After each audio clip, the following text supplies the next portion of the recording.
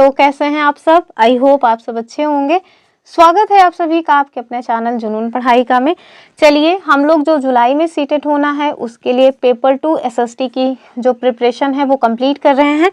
और अभी हम लोग हिस्ट्री और पॉलिटी को अल्टरनेट डेज पर देख रहे हैं। एक बार हमने हिस्ट्री ऑलरेडी कंप्लीट कराई है, आप लोग चाहें तो उसको भी देख सकते हैं। दोबारा से एकदम जो फिक्स पैटर्न है हमारा सीटेट का, उस पैटर्न पर हम दोबारा से हिस्ट्री कंप्लीट करा रहे हैं। तो चलिए स्टार्ट करते हैं, देखते हैं क्या कुछ पॉइंट है। आज हम लोग जो हमारा टॉपिक 3 दिया हुआ है सिलेबस में उसको कवर करेंगे और बहुत डिटेल में कवर कर लेंगे। उस टॉपिक का नाम है आरंभिक नगर। ठीक है, अगर आपने सिलेबस नहीं देखा है तो हमने सिलेबस की जो वीडियो है वो बनाई हुई है, आप उसको जरूर देख लें और उसका लिंक आपको हमारे इसी वीडियो के डिस्क्रिप्शन बॉक्स में मिल जाएगा सिलेबस करके। ठीक है, तो चलिए स्टार्ट करते हैं। वीडियो को लाइक शेयर एंड चैनल को सब्सक्राइब करना भूलिएगा नहीं। चलिए स्टार्ट कर रहे हैं। जैसा कि अगर आप लोग हमारे साथ पहले से जुड़े हैं तो आपको पता होगा कि हम लोग चैप्टर को स्टार्ट करते हैं तो सबसे पहले उस चैप्टर में देखते हैं कि कौन सा पीवाईक्यू पूछा गया है। ठीक है, तो ये देखिए 2020 में एक क्वेश्चन पूछा गया है इस चैप्टर से और हमने 2020 का लिया हुआ है, बाकी और भी क्वेश्चंस पूछे गए हैं। 2020 में हमने खुद एग्जाम दिया था, इस वजह से हमारे पास 2020 का पेपर जो है वो अवेलेबल ही है। बाकी अवेलेबल तो कुछ भी हो जाता है आजकल गूगल से। चलिए स्टार्ट कर रहे हैं। आपसे यहाँ पे जो क्वेश्चन पूछा गया है, कह रहे हैं कि हड़प्पा सभ्यता के लोग बनाते थे। हमारे पास विकल्प क्या है? पत्थर की मुहरें, पीले रंग से डिजाइन किए गए पात्र, तीसरा है कि लोहे से बनी तकलियां और चौथा है कि सोने से बने हुए बर्तन। ठीक है, तो जब आप हमारी जो प्रीवियस वीडियोस है उसको भी देखेंगे या फिर हम आपको ये जो पीडीएफ है एनसीईआरटी की बुक की वो दे देंगे अपने टेलीग्राम चैनल पे, वहां उस पीडीएफ को आप पढ़ लें। उससे क्या होगा ना, उससे आपको कोई भी कंफ्यूजन नहीं रहेगा और एक बहुत ही अच्छी अंडरस्टैंडिंग हो जाएगी, क्योंकि सीटेट में अंडरस्टैंडिंग लेवल के क्वेश्चंस पूछे जाते हैं। वहां पे फैक्चुअल क्वेश्चंस नहीं पूछे जाते हैं कि हड़प्पा सभ्यता की खोज किसने की या कालीबंगन स्थल कहाँ है, घग्घर क्या है, तो ये सारे क्वेश्चंस थोड़ा कम ही पूछे जाते हैं।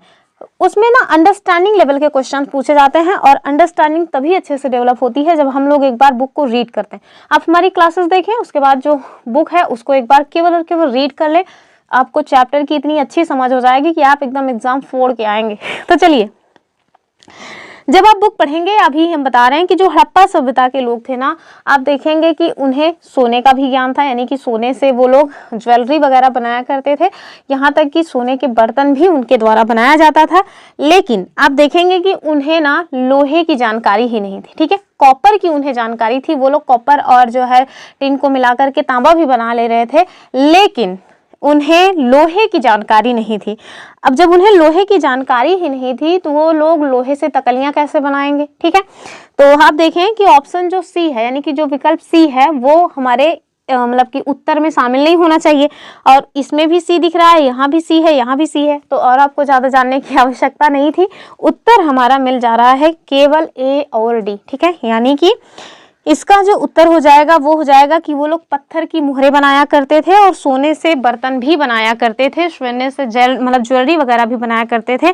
ये जो दूसरा है कि पीले रंग से डिजाइन किए गए पात्र, तो ये पात्र मतलब बर्तन वगैरह की बात हो रही है, तो आप देखेंगे कि लाल जो है गेरुआ रंग से उनके द्वारा जो पात्र हैं वो बनाया जाता था, लेकिन पीले रंग की कहीं बातचीत नहीं की गई है। तो इसका जो सही उत्तर है वो क्या हो जाएगा? ऑप्शन ए और डी। ठीक है, तो इस तरह से जो क्वेश्चंस हैं वो जो सीटेट है ना वो पूछता है। आज हमने जो भी क्वेश्चन शामिल किए हैं वो एकदम फिक्स पैटर्न जो सीटेट का है उससे क्वेश्चंस हैं। ठीक है, तो आप देखिए जो हड़प्पा सभ्यता है ये आपको कहाँ पे देखने को मिलेगी? तो जो हमारा भारत देश है प्यारा, उसके नॉर्थ वेस्ट साइड में आपको देखने को मिल जाएगी। ठीक है, और इसी हड़प्पा सभ्यता को आप जो है सिंधु घाटी सभ्यता भी कहा जाता है।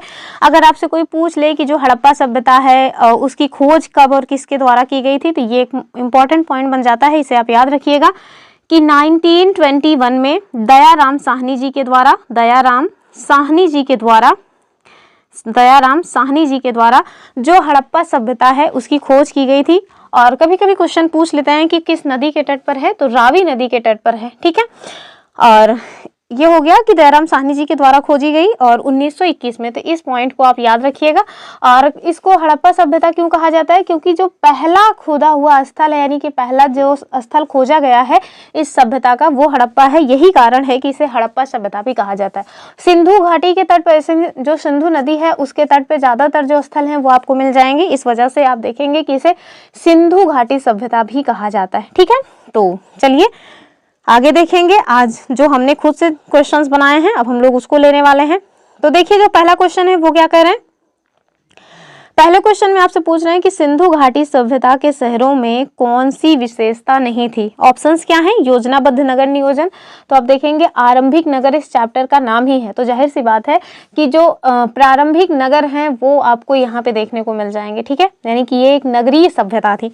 दूसरा कह रहे हैं विशाल स्नानागार, तो हाँ विशाल स्नानागार जिसका आपने नाम सुना होगा मोहनजोदारो, जिसकी खोज 1922 में जो मतलब राखाल दास बनर्जी जी हैं उनके द्वारा किया गया है। ठीक है, तो वही मोहनजोदारो में आपको एक विशाल स्नानागार जो है वो मिलेगा। तो ये बात ठीक है। किलेबंदी, तो हाँ किलेबंदी की भी बात की गई है। आप देखेंगे कि इनके जो दुर्ग हुआ करते थे वो किलेबंद थे। ठीक है, फिर कह रहे हैं घोड़े द्वारा खींचे जाने वाले रथ, तो आपको पता होना चाहिए कि उन लोगों को घोड़े का ज्ञान ही नहीं था।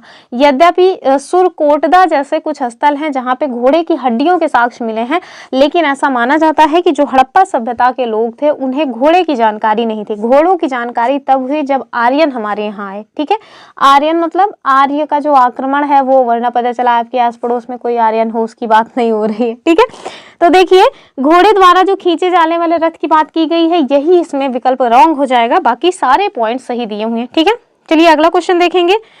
और आपसे पूछ रहे हैं कि सिंधु घाटी सभ्यता के लोग किस धातु से परिचित नहीं थे। अभी हमने बताया कि उन्हें लोहे का ज्ञान नहीं था, वो लोग कांसा भी बनाते थे, तांबे से तो परिचित थे ही और सोना से भी परिचित थे। एक क्वेश्चन बनता है कि सबसे पहली जो उपयोग की गई धातु है वो कौन सी है, तो याद रखिएगा कि वो कॉपर हो जाएगी। ठीक है, तांबा।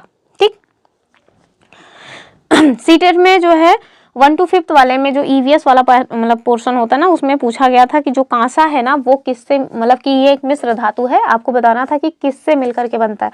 आप मुझे कमेंट करके बताइए कि कांसा जो है वो किस मिश्र धातु से बनता है। ठीक है, यानी कि 2 धातुएं हैं उनको मिला करके कांसा बनाया जाता है। आप मुझे वो 2 धातुओं के नाम बताएं। चलिए अगला क्वेश्चन देखेंगे।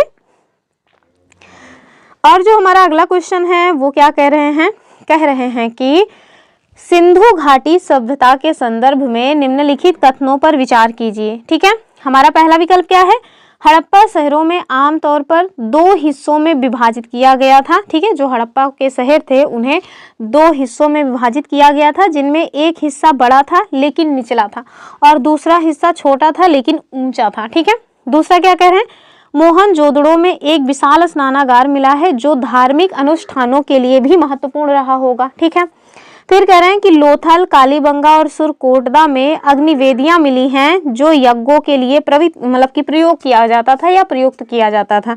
ऑप्शंस क्या है, आपसे कह रहे हैं कि कौन से स्टेटमेंट सही हैं। पहला विकल्प है केवल 1, दूसरा कह रहे हैं केवल 2, तीसरा कह रहे हैं 1 और 2 दोनों, और चौथा है कि 1, 2, 3 सभी सही हैं। तो देखिए सारे के सारे स्टेटमेंट सही हैं। ठीक है, तो आप इन सारे स्टेटमेंट्स को बहुत ध्यान से देखें, ये सारे स्टेटमेंट्स हड़प्पा सभ्यता के बारे में एकदम सही बता रहे हैं। अगला क्वेश्चन हम लोग देखेंगे। और जो हमारा अगला क्वेश्चन है वो क्या कह रहे हैं कि हड़प्पा सभ्यता के शहरों के बारे में निम्नलिखित में से कौन सा कथन सही है। ठीक है, यहाँ भी आपसे सही कथन पूछा जा रहा है। पहला विकल्प क्या है कि हड़प्पा के घर आमतौर पर 1 या 2 मंजिला हुआ करते थे और घरों के आंगन के चारों ओर कमरे बनाए जाते थे। ठीक है, दूसरा क्या कह रहे हैं, अधिकांश घरों में एक अलग स्नानागार होता था और कुछ घरों में तो कुएं भी हुआ करते थे। ठीक, तीसरा कह रहे हैं कि नाले ढके हुए थे और उन्हें सीधी लाइनों में बनाया जाता था। हमारे पास विकल्प क्या है, सही उत्तर का चयन करना है। केवल 1 सही है, केवल 2 सही है, केवल 1 और 3 या फिर सभी सही हैं। तो जाहिर सी बात है कि सारे के सारे स्टेटमेंट सही हो जाएंगे, यानी कि हड़प्पा सभ्यता के बारे में जो भी स्टेटमेंट्स हमने बनाए हैं वो सारे के सारे स्टेटमेंट सही हैं। ठीक, चलिए अगला क्वेश्चन देखेंगे।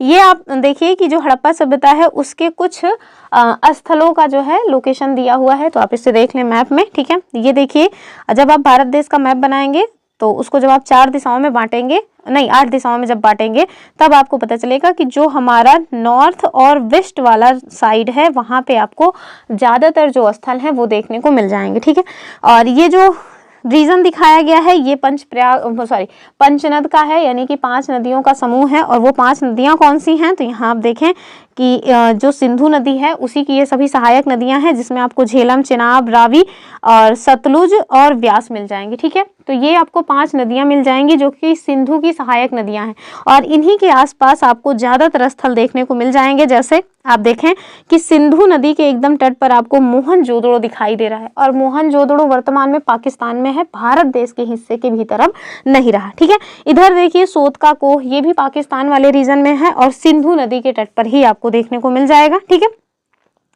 इधर देखें गुजरात वाला ये रीजन है, गुजरात में आपको कुछ स्थल मिले हुए हैं, जैसे धौलावीरा, सुरकोटदा, लोथल। ठीक है, तो जो सुरकोटदा आप देख रहे हैं ना गुजरात का, यहीं पे ऐसा माना जाता है कि जो घोड़े की अस्थियां हैं उनके साक्ष्य मिले हुए हैं।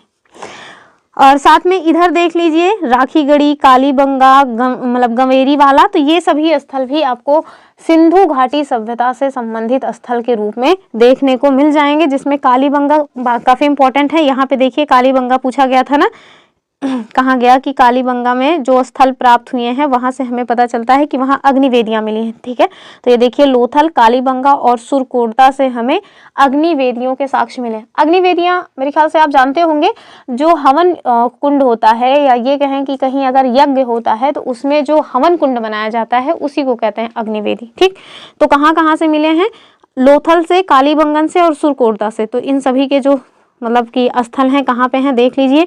तो लोथल आपको गुजरात वाले रीजन में मिल जाएगा, कालीबंगा आपको कहाँ मिलेगा, तो राजस्थान में, और कहाँ था, ठीक है, तो ये आप देख लीजिए। ठीक है, और ये जो गंवेरी वाला है ना, ये आपको पाकिस्तान वाले रीजन में मिलेगा, ये भी भारत देश का हिस्सा नहीं है। और ये जो राखीगढ़ी है ये कहाँ है, तो राखीगढ़ी आपको हरियाणा में मिलेगा। ठीक, तो ये कुछ पॉइंट्स थे, हमने सोचा आपको दिखा दें, तो इसको आप देख लीजिए। और जो हमारी प्रीवियस वीडियोस हैं उसमें हमने इन सारे स्थलों को बहुत डिटेल में कवर किया है, तो आप उसको ज़रूर देखें। हम रिकमेंड करेंगे कि आप उसको एक बार ज़रूर देखें। चलिए हम लोग अगला क्वेश्चन देखेंगे, क्वेश्चन नंबर 5। यहाँ आपसे मोहनजोदाड़ो के बारे में पूछा जा रहा है। ठीक है, तो मोहनजोदाड़ो दरअसल उसको अंग्रेजी में कहते हैं, उसको हिंदी में मोहनजोदड़ो कहा जाता है। तो मोहनजोदड़ो के बारे में निम्नलिखित में से कौन सा कथन सही है, आपको बताना है कि कौन सा स्टेटमेंट सही है। विकल्प क्या है कि शहर जो है वो 2 भागों में विभाजित किए गए थे, एक ऊंचा और एक निचला शहर। तो बात एकदम सही है, जो शहर थे वो 2 भागों में विभाजित थे, एक ऊंचा और एक निचला। जो ऊंचा शहर था ना वो आप देखेंगे कि जो संभ्रांत लोग थे उनके रहने का स्थल था, और जो निचला शहर था ना उसमें गरीब लोग रहा करते थे। ठीक है, और जो ऊंचा वाला शहर था वो आप देखेंगे कि प्राचीर दुर्ग से मतलब कि घिरा हुआ था, जबकि जो निचला शहर था जिसमें आम जनता रहा करती थी उनके लिए ऐसी कोई व्यवस्था नहीं थी। ठीक है, दूसरा कह रहे हैं कि शहर में एक विशाल स्नानागार था जिसका उपयोग धार्मिक अनुष्ठानों के लिए किया जाता था। तो हाँ, मोहनजोदाड़ो में एक विशाल स्नानागार मिला हुआ है। ऐसा लोग कयास लगाते हैं कि मतलब कि कोई विशेष धार्मिक अगर पर्व रहता था तो लोग वहाँ इकट्ठे होकर के सामूहिक रूप से स्नान वगैरह किया करते थे। ठीक है, तीसरा कह रहे हैं कि शहर में एक सुनियोजित जल निकासी प्रणाली थी जिसमें नालियां और शिविर शामिल थे। तो आप देखेंगे कि जो हड़प्पा सभ्यता है ना उनकी जल निकासी प्रणाली बहुत ही बेहतरीन थी, और नालियां भी बनाई थी ठीक ठाक नालियां भी बनाई गई थी, और शिविर भी उसमें शामिल थे। तो सारे के सारे स्टेटमेंट एकदम सही हो जाएंगे। ठीक है, चलिए अगला क्वेश्चन देखेंगे। कह रहे हैं कि मोहनजोदड़ो के निवासियों के बारे में कौन सा कथन सही है। ठीक है, सही कथन आपसे पूछा जा रहा है। पहला कह रहे हैं कि वे कुशल कारीगर थे जिन्होंने मिट्टी के बर्तन, गहने और उपकरण बनाए। तो सही बात है, वो लोग बहुत कुशल कारीगर थे, उनके द्वारा मिट्टी के बर्तन भी बनाए जाते थे और गहने भी बनाए जाते थे। वो लोग सोना, चांदी तथा जो और धातुएं थी उसको आयात भी किया करते थे, और आयात करके फिर उससे जो है ज्वेलरी वगैरह बनाया करते थे। आगे कह रहे हैं कि वे किसान थे जिन्होंने गेहूं और जौ जैसी जो फसलें हैं वो उगाई। तो जो प्रारंभिक फसलें हैं गेहूं, जौ, राई जैसी, वो उनके द्वारा उगाई गई। एकदम सही बात है। पूछा जाता है कि जो प्रारंभिक फसल है वो कौन सी है, तो उसको जौ यानी कि यव भी कहा जाता है। तो जो जवा होता है ना, तो वो प्रारंभिक फसल के रूप में मानी जाती है। कह रहे हैं कि वे व्यापारी थे जिन्होंने अन्य शहरों के साथ व्यापार किया। तो हाँ भैया, वो व्यापारी थे, उनके द्वारा जो धातुएं हैं उसको आयात किया जाता था और केवल अपने ही देश से नहीं, विदेशों से भी आयात किया जाता था। इवन जो अफगानिस्तान वाला रीजन है उधर से भी उनके द्वारा चीजों को आयात निर्यात किया जाता था। ठीक है, तो इसका जो सही उत्तर है क्या हो जाएगा? ऑप्शन डी वाला। चलिए अगला क्वेश्चन देखेंगे। कह रहे हैं कि निम्नलिखित में से कौन सा कथन सत्य है? हमारे पास विकल्प क्या है? पहला कि हड़प्पा सभ्यता के लोग केवल पत्थर और शंख से बनी वस्तुओं का उपयोग करते थे। अब आप देखिए, अगर केवल आ जाए ना तो एक बार फिर सोचना चाहिए कि क्या इतना, मतलब उस टाइम पे जब हड़प्पा सभ्यता की बात हो रही है तो वह बहुत ज़्यादा वैरायटीज़ थी। ठीक है, यानी कि विविधता थी। तो केवल वाली जो बातें हैं वो एक बार गलत मानी जाएंगी। कह रहे हैं कि हड़प्पा सभ्यता के शहरों में शिल्पकारों का कोई विशेष वर्ग नहीं था। बेकार सी बात कर रहे हैं। कह रहे हैं कि हड़प्पा सभ्यता के लोग विशेष शिल्पकारों द्वारा निर्मित जो वस्तुएं हैं उनका उपयोग किया करते थे। तो एकदम सही बात है। ठीक है, आगे देखें कि हड़प्पा सभ्यता के शहरों में केवल आयातित वस्तुओं का उपयोग होता था। भैया, अगर कोई भी सभ्यता हो अगर केवल आयात पे निर्भर करेगी तो फिर वो तो 2 ही दिन में पतन हो जाएगा ना उसका। तो ये बात तो गलत हो गया। बाकी सारे जो पॉइंट्स थे वो सब गलत हैं, केवल सी वाला एकदम सही है। ठीक, चलिए इसकी व्याख्या देख लेते हैं, थोड़ा इंपॉर्टेंट है। तो आप देखें कि हड़प्पा सभ्यता के शहरों में विशेष प्रकार के पत्थर और शंख से जो बनी वस्तुएं थी उनका उपयोग किया जाता था और इन वस्तुओं के निर्माण के लिए विशेष प्रकार के शिल्पकार भी हुआ करते थे। ठीक है, यानी कि अब जाहिर सी बात है कि हर तरह की जो चीजें हैं हर कोई नहीं बना सकता, तो कुछ स्पेशल कारीगर थे स्पेशल वस्तुओं को बनाने के लिए। तो इसका जो सही उत्तर है वो सी वाला हो जाएगा। अगला क्वेश्चन देखें। कह रहे हैं कि निम्नलिखित में से कौन सा कथन जो है वो सही है? तो हमें सही कथन बताना है। ठीक है, पहला क्या है कि हड़प्पा सभ्यता के शहरों में केवल कृषि का विकास हुआ। जब भी केवल लगे तुरंत एक बार संभल जाना है। दूसरा कह रहे हैं कि हड़प्पा सभ्यता के शहरों में व्यापार और वाणिज्य का कोई महत्व नहीं था। तो ये तो वैसे ही बेकार सी बात है, हमने बताया कि वो लोग व्यापार किया करते थे। तीसरा कह रहे हैं कि हड़प्पा सभ्यता के शहरों में विभिन्न प्रकार के शिल्प और तकनीकों का विकास हुआ। एकदम सही बात है। कह रहे हैं कि हड़प्पा सभ्यता के जो शहर हैं उसमें केवल धार्मिक गतिविधियों के केंद्र थे। तो ये तो और भी गलत बात है। ठीक है, तो इसका उत्तर जो है वो हो जाएगा ऑप्शन सी वाला। तो ये देखें कि हड़प्पा सभ्यता के शहरों में विभिन्न प्रकार के शिल्प और तकनीकों का विकास हुआ और इन शहरों में व्यापार और वाणिज्य का बहुत ही महत्वपूर्ण केंद्र था। ठीक है, तो ये सारे पॉइंट्स आप देख लें और जो प्रीवियस में मैंने बताया कि प्रीवियस में मैंने जो क्वेश्चंस कराए हैं उनको जरूर देखें और साथ में एनसीईआरटी की जो बुक की पीडीएफ है वो भी आपको हमारे टेलीग्राम चैनल पे मिल जाएगी, उसको जरूर पढ़ लें। केवल एक सरसरी निगाह में पढ़ लें, बाकी हम ये नहीं कह रहे हैं कि आप उसमें कुछ और करें, एक सरसरी निगाह में पढ़ लें एक बहुत ही अच्छी अंडरस्टैंडिंग के लिए। चलिए अगला क्वेश्चन देखेंगे। ज्यादातर क्वेश्चंस आप देखेंगे कि कथन कारण में पूछता है सीटेट, तो उसके भी क्वेश्चंस हमने शामिल किए हैं। आपसे पूछ रहे हैं कि आपको 2 कथन दिए गए हैं, आपको बताना है कौन सा विकल्प सही है। पहला कथन क्या है? हड़प्पा सभ्यता के नगरों में रहने वालों के लिए भोजन का प्रमुख सोर्स एग्रीकल्चर अर्थात कृषि था। दूसरा क्या है? किसान और चरवाहे शहरों में रहने वालों के लिए भोजन का उत्पादन किया करते थे। तो देख के ही लग रहा है कि सारी बातें सही होंगी। ठीक है, तो आप देखिए विकल्प क्या है कि आ और बा दोनों सही है और बा आ की सही व्याख्या है। दूसरा कह रहे हैं कि दोनों सत्य तो हैं लेकिन जो बा है ना वो आ की सही व्याख्या नहीं कर रहा है। तीसरा कह रहे हैं आ सत्य है लेकिन बा असत्य है और चौथा है कि आ और बा दोनों असत्य हैं। तो उत्तर आपको दिख भी रहा है, इसका उत्तर क्या हो जाएगा? ए वाला, कि दोनों स्टेटमेंट सही भी हैं और जो बा है ना वो ए की सही व्याख्या भी कर रहा है। ठीक है, अगला क्वेश्चन देखेंगे हम लोग, क्वेश्चन नंबर 10। कह रहे हैं कि हड़प्पा सभ्यता के संदर्भ में निम्नलिखित कथनों पर विचार कीजिए।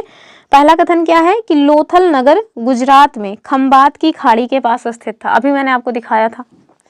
फिर कह रहे हैं कि यहाँ कीमती पत्थर, धातु और सीप से बनी चीजों का व्यापार होता था। आपको बताना है कौन सा कथन सही है। विकल्प क्या है? केवल आ, केवल बा, आ और बा दोनों, ना तो आ और ना तो बा। तो जाहिर सी बात है कि दोनों के दोनों स्टेटमेंट सही हैं। अभी हमने मैप में भी देखा था कि जो गुजरात है ना वहां पे आपको लोथल नगर दिखाया गया था। ठीक है, चलिए अगला क्वेश्चन देखेंगे, क्वेश्चन नंबर 11। यहाँ से कह रहे हैं कि सिंधु घाटी सभ्यता के पतन के लिए निम्नलिखित में से कौन सा कारण सबसे अधिक संभावित माना जाता है। ठीक है, यानी कि इतनी जो विकसित जो अर्थव्यवस्था थी, इतनी विकसित जो मतलब कि नगर था, इतना विकसित नगर जो था उसका कैसे पतन हुआ ये आपको बताना है। पहला विकल्प है आर्यों का आक्रमण, दूसरा कह रहे हैं जलवायु परिवर्तन और नदियों का सूख जाना, तीसरा है प्राकृतिक आपदाएं जैसे भूकंप और बाढ़, चौथा है व्यापार में कमी। तो यद्यपि ये सारे के सारे रीजंस माने जाते हैं, यानी कि ये सभी कारण हैं हड़प्पा सभ्यता के विनाश को लेकर के, लेकिन आपसे ये कह रहे हैं कि जो एनसीईआरटी में दिया गया है कि सबसे संभावित कारण कौन सा है वो आपको बताना है। तो एनसीईआरटी में जो दिया है ना वो जलवायु परिवर्तन और नदियों में बाढ़ आना, ये प्रमुख मतलब माना जाता है कि यही दो कारण मुख्य रूप से हड़प्पा सभ्यता का जो नगरीय मतलब नगरीय जो हड़प्पा सभ्यता थी उसके पतन का कारण बनी। ठीक है, ऑप्शन बी। देखिए सिंधु घाटी सभ्यता के पतन के कारणों पर इतिहासकारों के बीच मतभेद है। ठीक है, यानी कि ऐसा नहीं है कि केवल यही दो कारण थे, जो भी इतिहासकार हैं सब अपना अपना अलग अलग मत रखते हैं, लेकिन ये सर्वमान्य टाइप का कारण है। ठीक है, कह रहे हैं कि हालांकि जलवायु परिवर्तन और नदियों का सूखना एक प्रमुख सिद्धांत माना जाता है, इस क्षेत्र में नदियों के सूखने से कृषि और व्यापार पर नकारात्मक प्रभाव पड़ा, जिससे सभ्यता का पतन हो गया। ठीक है, तो ये जो इतनी विकसित अर्थव्यवस्था थी, जो इतना विकसित नगर था, वो इन कारणों की वजह से पतन हो गया। ठीक है, आज भी वर्तमान में देखें जलवायु परिवर्तन की जो समस्या है वो चरम पे होती जा रही है, फिर भी लोग कुछ कर नहीं रहे हैं। लोग वेट कर रहे हैं कि कब हम लोगों की जो स्थिति है वो भी हड़प्पा सभ्यता की जैसी हो जाए। अगला क्वेश्चन देखेंगे, कह रहे हैं कि निम्नलिखित में से कौन सा कथन सिंधु घाटी सभ्यता के बारे में सही नहीं है। तो आपको रॉन्ग स्टेटमेंट बताना है। पहला कह रहे हैं कि यह एक शहरी सभ्यता थी, तो हमने इतनी देर से क्या बताया, और मतलब कि नगरीय सभ्यता थी। तो नगर मतलब क्या होता है, शहर, तो ये एक शहरी सभ्यता थी, एकदम सही बात है। कह रहे हैं कि लोग कृषि और व्यापार में कुशल थे, एकदम सही बात है। उनके पास लेखन की एक विकसित प्रणाली थी। हालांकि जो सिंधु घाटी सभ्यता है ना उसमें आप देखेंगे कि लेखन की एक विकसित प्रणाली तो थी, लेकिन आज तक उसको ना मतलब पढ़ा नहीं जा सका। क्यों? क्योंकि उनकी जो लिपि है ना वो भाव चित्रात्मक लिपि है और उस लिपि को आज तक लोग पढ़ ही नहीं पाए। ठीक है, तो ये बात सही है कि उनके पास लेखन की एक विकसित प्रणाली थी, लेकिन उसे हम लोगों ने आज तक मतलब पढ़ने में सफलता अर्जित नहीं की है। कह रहे हैं कि वे लोहे के औजारों का उपयोग करते थे, तो हमने बताया स्टार्टिंग में ही कि उन्हें लोहे का ज्ञान नहीं था, तो वो फिर लोहे के औजार कहाँ से मतलब बना लेंगे। तो उन लोगों के द्वारा पत्थर और जो कांसा, तांबा, इन सब के जो हथियार हैं वो बनाए जाते थे, उन्हें लोहे का मतलब नॉलेज नहीं था। ठीक है, तो डी वाला जो है रॉन्ग हो जाएगा और हमसे रॉन्ग ही पूछ रहे थे, इस वजह से उत्तर होगा इसका डी। तो आप देखें कि सिंधु घाटी सभ्यता के लोग कांस्य के औजार का उपयोग करते थे, ना कि लोहे का। ठीक है, तो वो लोग कांसे से ज्यादातर जो हथियार हैं वो बनाया करते थे। लोहे का उपयोग इस सभ्यता के बाद शुरू हुआ, अर्थात मतलब कि जो लोहा है ना, आप देखेंगे कि जब आर्यन आक्रमण हुआ तो उसके साथ फिर इसका जो शुरुआत है वो हो जाता है, मतलब कि लोहे का जो ज्ञान है वो होता है। जो मगध साम्राज्य आएगा उस टाइम पे भी आप देखेंगे कि लोहे का जो है बहुत जोर शोर से जो है उपयोग होना स्टार्ट हुआ, जिससे जो एग्रीकल्चर है, लोहे के फाल बनाए गए और एग्रीकल्चर को बूस्ट मिला। तो आगे चल करके जो लोहा है उसकी खोज होती है, लेकिन हड़प्पा सभ्यता के टाइम पीरियड में लोहे के बारे में जानकारी नहीं थी। ठीक है, तो ये मैंने लिख दिया है कि ये प्रश्न एकदम सीटेट के पैटर्न के अनुसार बनाए गए हैं। इससे जो है नॉलेज भी होगी और जो समझ है दोनों का परीक्षण हो जाएगा। ठीक है, तो आप लोगों से फिर एक बार हम कह रहे हैं कि आपको PDF मिल जाएगी, आप लोग उसको जो है एक बार जरूर रीड करें और चैनल को सब्सक्राइब करके रखें। वीडियो को बहुत ध्यान से देखें, क्योंकि अंततः क्वेश्चंस इसी तरह के पूछे जाते हैं। आप कितने भी वन लाइनर टाइप के क्वेश्चन सॉल्व कर लो, आप कितने भी फैक्ट रट लो, वो आपको काम नहीं आएगा। काम आपको इसी तरह के क्वेश्चंस आएंगे जो अंडरस्टैंडिंग लेवल के बेसिक क्वेश्चंस हैं। ठीक है, तो चलिए ये रही आज की अपनी video. I hope you enjoyed. तो फिर मिलेंगे अपनी अगली वीडियो में, और जो पॉलिटी हमारा सीटेट के लिए चल रहा है उसके साथ जरूर जुड़ें और चैनल को सब्सक्राइब कर लें। वीडियो को शेयर जरूर किया करें, क्योंकि शेयर करेंगे तो उससे आपको भी लाभ होगा और ऑफ कोर्स हमारा तो होगा ही। तो चलिए फिर मिलते हैं, तब तक के लिए जय हिंद।